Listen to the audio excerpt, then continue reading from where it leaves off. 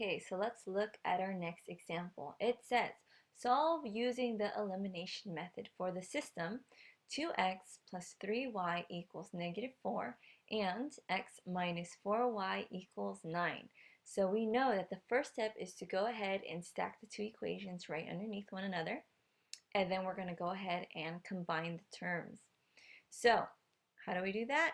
Well, first I'm going to go ahead and combine the 2x with the positive x, which give me 3x. I'm going to combine the positive 3y with the negative 4y, which gives me a negative y. I will combine the negative 4 with the 9, which would give me a positive 5. So notice we have a dilemma here. Why? Because I'm left with 3x minus y equals 5. The reason why that's a dilemma is because I'm supposed to be using the elimination method.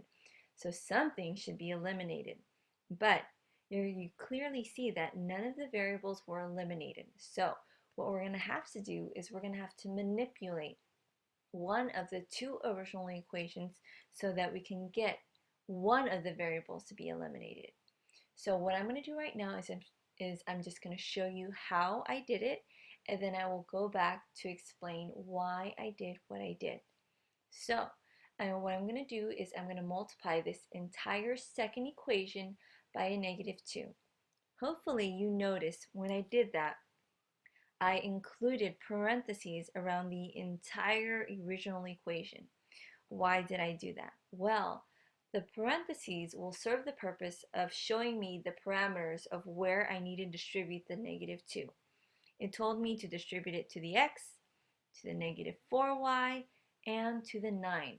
Without the parentheses, there's the slight risk that you might have only multiplied by the x. So the parentheses will serve the purpose of showing you where this negative 2 needs to be distributed. So right now I'm just going to go ahead and erase everything and show you. The first equation is not going to change, so I'm just going to go ahead and copy it. The second equation will change after I distribute the negative 2, and I will get a negative 2x plus 8y equals negative 18. Now, since they're already stacked, I'm just going to go ahead and combine them, and I'm going to notice something. The x terms are completely eliminated, which is exactly what I wanted. Now, I'm going to go ahead and combine the positive 3y and the 8y, giving me 11y. The negative 4 with the negative 18, giving me negative 22. Now, all I have to do is isolate my y, but before I even show you how to do that, if you're not sure what to do here, you can use your common sense. 11 times what number gives you negative 22? So you do have options. You can use your common sense, or you can use the algebraic method, which would then be to go ahead and divide both sides by 11. The 11s would cancel each other out, just leaving you with y equals negative 2. So just to backtrack real quick, if we look back here, you notice that I multiplied by a negative 2. The reason why I chose to multiply the entire equation by a negative 2 was strictly to serve the purpose of eliminating the x terms. Notice, this negative 2 is what allowed me to eliminate the x's.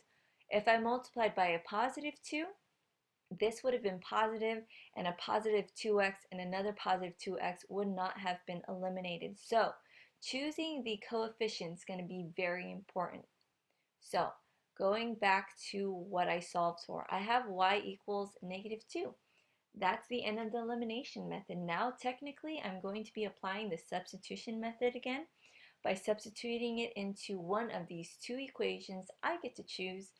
I personally chose the second equation just because the number seemed smaller. So I'm going to go ahead and plug in to negative 2 in for y, making sure when I do that I include parentheses. And then now we're going to ask ourselves, is there anything I can distribute? Yes, there is. And since there's parentheses, I know that I need to distribute this negative 4 to the negative 2, giving me a positive 8. Here again, you can use your common sense and ask yourself, well, what number plus 8 gives you 9? And hopefully you can tell me that that number is 1.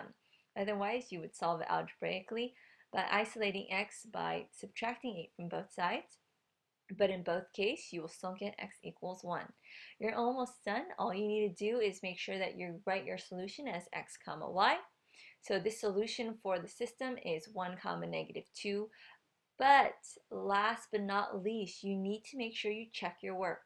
You're going to go ahead and plug in 1 for all the x values, negative 2 for all the y's, and then you're making sure that they work for both. If they're good, then you know that your answer is correct. If they're not good for both, you need to go ahead, look back in your works to find your mistake. So that concludes our third example.